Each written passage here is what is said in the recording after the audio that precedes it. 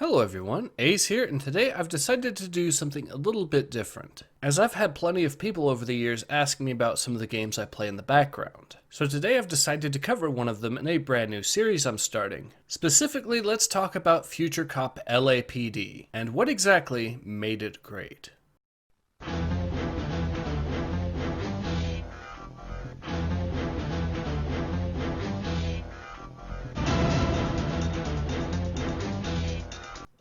First released back in that glorious year of 1998, Future Cop LAPD is something of a hidden gem, as not too many people know about it, but usually people who have played the game will have nothing but good things to say about it. But to truly understand why this is the case, there are two very important details we must make note of. As the first thing I would argue that helped make Future Cop LAPD great were the games that it originated from, as Future Cop was originally supposed to be part of the Strike series of games, with the original title being Future Strike. Now, for those of you who don't remember, the Strike series were absolutely dominant when it came to war-themed video games in the early to mid-90s, at least when it came to the console market. However, they also of course appeared on PC as well. Naturally, and as you would expect, Future Cop does borrow heavily from the formula that the Strike franchise is known for. Naturally, however, some notable changes were inevitable, as the Strike franchise typically revolved around the player assuming the role of a helicopter pilot, whereas Future Cop has the player take on the controls of a transforming mech, with the most notable change being to the map layout, as Strike games were of course known for having relatively open levels, whereas the developers decided to opt for a more maze-like structure to Future Cop's map designs. The change from helicopters to mechs also introduced some other gameplay mechanics as well, such as platforming. Basically what I'm saying is that people that played the Strike games will be rather familiar with Future Cop's style, but at the same time there's still enough changes to make it feel fresh and unique. But let's talk about the second thing that made Future Cop great, and this is the big feature that made everyone that played the game fall in love with it: the multiplayer. Both the PlayStation 1 version as well as the PC versions of the game come with split-screen support for both the co-op campaign mode as well as the competitive mode.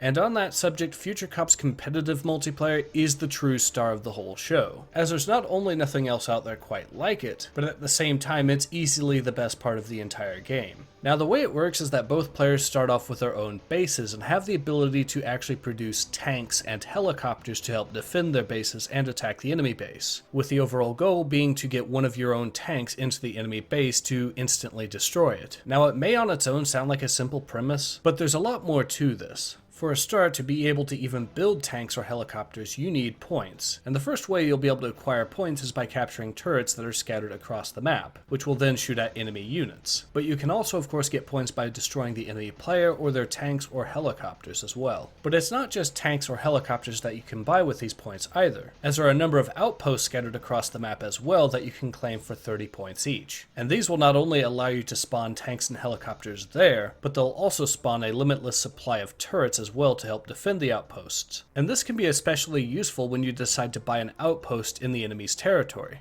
But if you decide to save enough points, you can actually invest them in some super weapons, such as the Flying Fortress Superjet or the Dreadnought Super Tank. Another thing to keep in mind also is the pop cap for these vehicles, as both players can actually spawn up to 20 tanks and 20 helicopters each. And this, by the way, is in addition to the super vehicles. And combining this with the turrets and everything else on these maps, it's not exactly difficult to see why these multiplayer matches were so breathtaking back in 1998, and why they are still a blast to play now. Of course, another thing I have to mention when it comes to this multiplayer mode is that the PC version obviously came with multiplayer support as well, which actually leads some people to argue that Future Cop LAPD was also the world's first MOBA, although that is admittedly debatable. But nevertheless, Future Cop LAPD is a great old school game to play, and I highly recommend it for anyone that can find a copy. Now unfortunately, PC players will at this time have to still acquire physical copies, and even getting these copies to run can be somewhat tricky on modern hardware. But PlayStation fans may be interested to know that the game has actually been made digitally available on the PlayStation Network, for the low price of $6, although that is admittedly available for the PS3 specifically. Regardless though, this has been Ace, and I hope you will all agree when I say that Future Cop LAPD is great.